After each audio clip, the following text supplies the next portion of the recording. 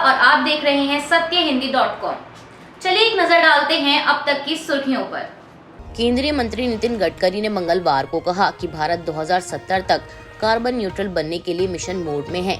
उन्होंने कहा कि देश को अच्छी सड़कों की जरूरत है, लेकिन साथ ही साथ इकोलॉजी की भी सुरक्षा जरूरी है। गडकरी ने महाराष्ट्र के नागपुर में आयोजित सिविल 20 इंडिया यानी C20 सम्मेलन को संबोधित करते हुए कहा कि हम तेजी से फॉसिल फ्यूल से ग्रीन फ्यूल की ओर बढ़ रहे हैं। आपको बता दें कि C20 G20 के ऑफिशियल ग्रुप्स में से एक है, जो G20 के नेताओं तक अपनी बात पहुंचाने की दुनिया भर की सिविल सोसाइटी को एक मंच प्रदान करता है।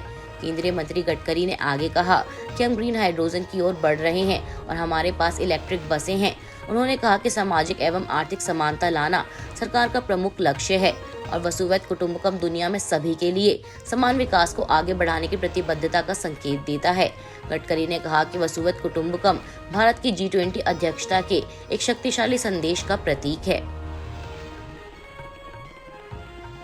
दिल्ली बजट को लेकर चली काफी खींचातानी के बाद आज बुधवार को दिल्ली सरकार के वित्त मंत्री कैलाश गहलोत विधानसभा में बजट पेश करेंगे। आपको बता दें, इस बात की जानकारी कैलाश गहलोत ने अपने ट्विटर अकाउंट के जरिए शेयर की है। राज्य वित्त मंत्री ने मंगलवार को ट्वीट कर लिखा कि कल मैं वित्तीय वर्ष 2023-24 के लिए अरविंद केजरीवाल सरकार का बजट पेश करूंगा और दिल्ली के वित्त मंत्री के रूप में यह मेरा पहला बजट होगा। यह बजट नागरिकों के सर्वोत्तम हित को पूरा करने और हमारे शहर को नई ऊंचाइयों पर ले जाने के लिए तैयार है। कल का दिन दिल्ली के विकास के लिए एक ऐतिहासिक दिन के रूप में याद किया जाएगा। राजधानी दिल्ली के कई इलाकों में प्रधानमंत्री नरेंद्र मोदी के विरोध में आपत्तिजनक पोस्टर लगाए गए हैं। दिल्ली पुलिस ने इस मामले में बड़ी कार्रवाई करते हुए कुल 100 FIR दर्ज की हैं और 4 आरोपियों को गिरफ्तार किया है। कुल दर्ज FIR में 44 एंटी मोदी पोस्टर लगाने को लेकर हैं। पुलिस के मुताबिक पोस्टरों में प्रिंटिंग प्रेस का नाम नहीं लिखा था, इसलिए कार्रवाई बड़े पैमाने पर हो रही है। वहीं 2000 पोस्टर्स दीवार से हटाए गए हैं, जबकि 2000 जब्त किए गए हैं। इस मामले में अब तक 4 आरोपियों को गिरफ्तार किया जा चुका है, जिनमें से 2 प्रिंटिंग प्रेस के मालिक हैं। बता दें कि इन पोस्टरों पर लिखा था, मोदी हटाओ देश बचाओ। पीएम मोदी के विरोध में ये आपत्तिजनक पोस्टर दिल्ली के अलग अलग इलाकों में दीवार और खंभों पर लगे पाए गए। दिल्ली पुलिस ने IP स्टेट इलाके से एक वैन पकड़ी, जिसके ड्राइवर ने बताया कि उसके मालिक ने कहा था कि आम आदमी पार्टी मुख्यालय पोस्टर पहुंचाने हैं। वह एक दिन पहले भी आप मुख्यालय पोस्टर लेकर गया था। पुलिस के मुताबिक गिरफ्तार किए गए प्रिंटिंग प्रेस के मालिकों को ऐसे 50,000 पोस्टर छापने का ऑर्डर मिला था। ये शनिवार देर रात और सोमवार सुबह तड़के पोस्टर चिपकाते थे। इस मामले में सेंट्रल डिस्ट्रिक्ट में 2 FIR हुई और 3 गिरफ्तारी हुई हैं। इसमें गाड़ी का ड्राइवर पप्पू, जिसमें पोस्टर थे, उसको गिरफ्तार किया गया। गाड़ी के मालिक विष्णु शर्मा को गिरफ्तार किया गया। साथ ही नारायणा से प्रिंटिंग प्रेस के मालिक को भी गिरफ्तार किया गया है। साथ ही बता दें कि दिल्ली पुलिस की इस मामले में कार्रवाई जमानती धाराओं में हुई थी, इसलिए सभी गिरफ्तार लोगों को जमानत मिल गई है।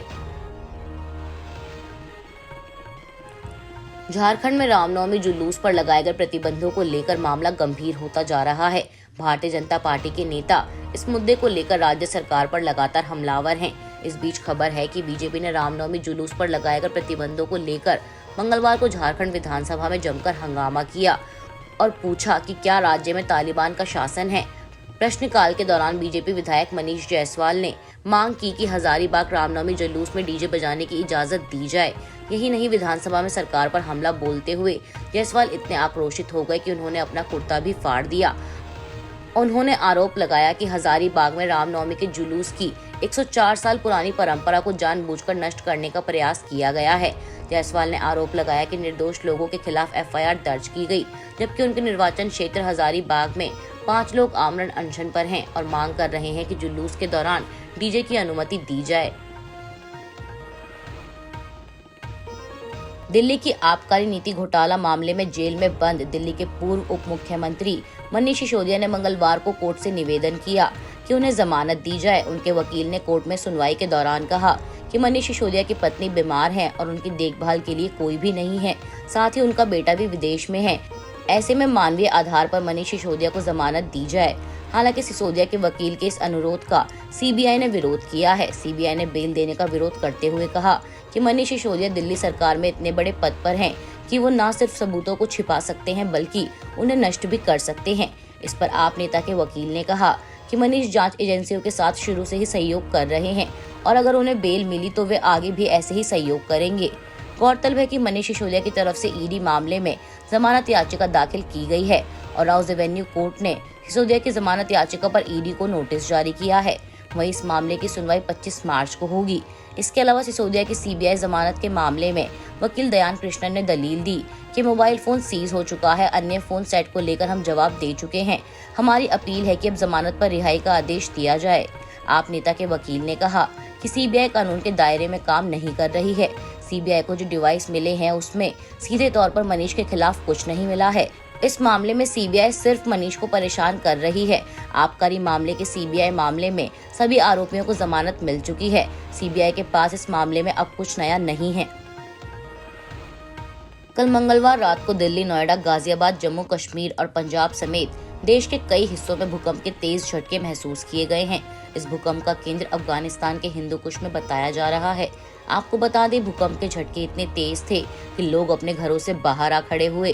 रिक्टर स्केल पर इस भूकंप की तीव्रता 6.6 मापी गई है और रिक्टर पैमाने पर इतनी तीव्रता के भूकंप को काफी खतरनाक माना जाता है। हालांकि भूकंप से अभी तक जानमाल के नुकसान की कोई खबर सामने नहीं आई है। बता दें कि हरियाणा के गुरुग्राम में भूकंप के झटके इतने तेज थे कि मेट्रो को भी रोक दिया गया। वहीं यूपी के नोएडा और गाजियाबाद में इन झटकों के कारण लोग अपने घरों से बाहर आ निकले। भारत के अलावा पाकिस्तान के कुछ हिस्सों में भी मंगलवार रात भूकंप के तेज झटके महसूस किए गए। रिक्टर स्केल पर भूकंप की तीव्रता 6.6 दर्ज की गई है। यहाँ भी भूकंप का केंद्र अफगानिस्तान का हिंदुकुश इलाका था, लेकिन इसका असर अफगानिस्तान के अलावा पाकिस्तान और उत्तर भारत तक दिखा। इससे लोगों में घबराहट फैल गई और वे अपने घरों से बाहर आ खड़े हुए। वहीं पाकिस्तान से खबर है कि इस भूकंप के कारण 11 लोगों की मौत हो गई है, जबकि 160 से अधिक लोग घायल हैं। द एक्सप्रेस ट्रिब्यून अखबार में बताया गया है कि भूकंप के समय रावलपिंडी के एक बाजार में भगदड़ की सूचना मिली। खबर में कहा गया है कि खैबर पख्तूनख्वा प्रांत के स्वाबी में एक मकान की छत गिरने से एक ही परिवार के कम से कम 5 सदस्य घायल हो गए।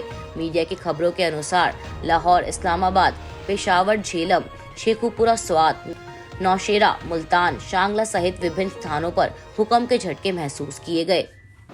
अभी के लिए बस इतना ही। बाकी की खबरों के लिए जुड़े रहिए सत्यहिंदी.com के साथ।